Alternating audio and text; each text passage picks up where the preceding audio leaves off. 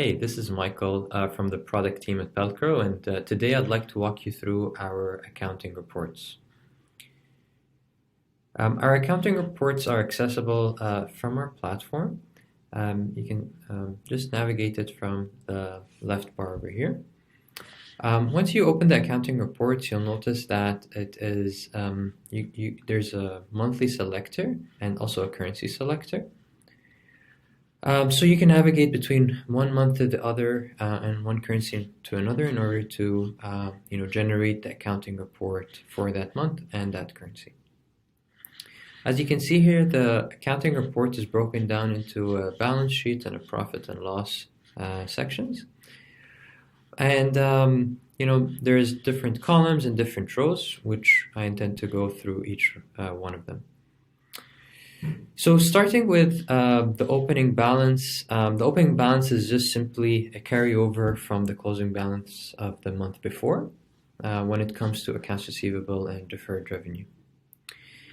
Now, when we get into subscription revenue, this is when a customer subscribes to a plan, an invoice is created, and as soon as that invoice is created, it goes into accounts receivable as a debit, and a credit into deferred revenue and taxes if there are taxes.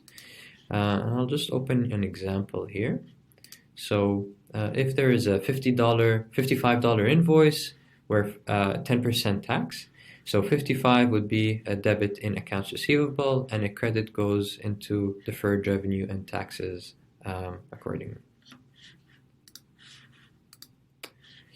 So once the invoice is created, we will want to start recognizing it. We will want to recognize it based on time or based on shipments, and that depends on how you configure the plan. So if you were to configure a plan, the plan to recognize based on time, we will recognize this invoice up to the second, and so depending on the interval, we will recognize it every second. And if you select shipments, this will then be recognized based on the fulfillments you create through the platform. So let's say if you configure a plan with 12 shipments every year, and you fulfill a shipment every month, and so every month we will automatically recognize 1/12 in the recognized revenue. Moving on to payments. So once you receive an offline or an online payment, that goes as a debit into these accounts. And let's say if an offline payment was made, but instead of being used to pay for an invoice, you're entering it into a customer balance, into the customer's balance. And this is the scenario where a credit would go into the customer balance account. If the payment was made against an invoice, that's the scenario where we credit accounts receivable. Moving on to applied balance. So imagine if there was a customer with a balance, and then they subscribe to a new plan, and so we will automatically always use that balance in order to pay for that invoice. And so that's the scenario where we debit customer balance and we credit accounts receivable.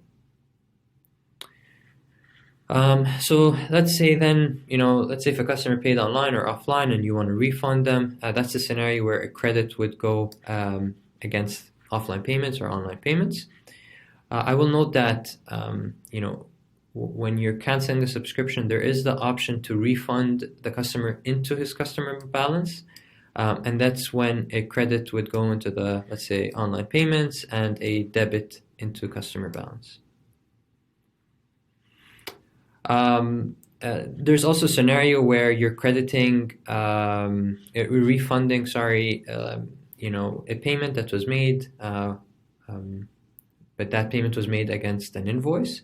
And so that's when, we will automatically also debit deferred revenue in that scenario.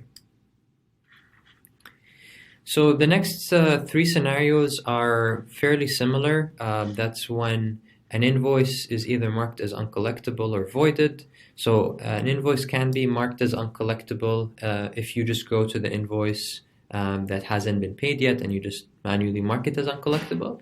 or if you configure it on the platform or on the plan level to automatically mark invoices as uncollectible past a certain number of days, for example. So that's the case where we would credit accounts receivable and debit deferred and recognized based on how much of that invoice was recognized. So this works a similar way in voided invoices. You can obviously go and mark also an invoice as voided, if it was a mistake or something like that. And a credit note is simply if you want to add a credit note to an invoice in order to adjust it from, let's say, $120 to $20, so that $20 credit note will appear as a credit in accounts receivable and a debit in deferred and recognized accordingly as well. Finally, there is a way to configure a commission on a plan, and that's when we would automatically also calculate the agency commissions. And on a final note, I would like to just clarify that all of these rows are also available for download. So if you click on that button over here, we will send you an Excel sheet that looks like this, where it contains really everything that all the calculations we've made in order to arrive to that amount that you're seeing in the totals. And so you'll see those amounts also reflected at the top cells over here, and you will basically see how we've come to calculate those totals. We pretty much, provide all the numbers, all the assumptions, all the invoice information, so that you can use this as a reference in order to go and check, how did this work, or if it's for an audit purpose or anything like that. So yeah, that was it. I hope this was helpful, and I'll see you on the next tutorial.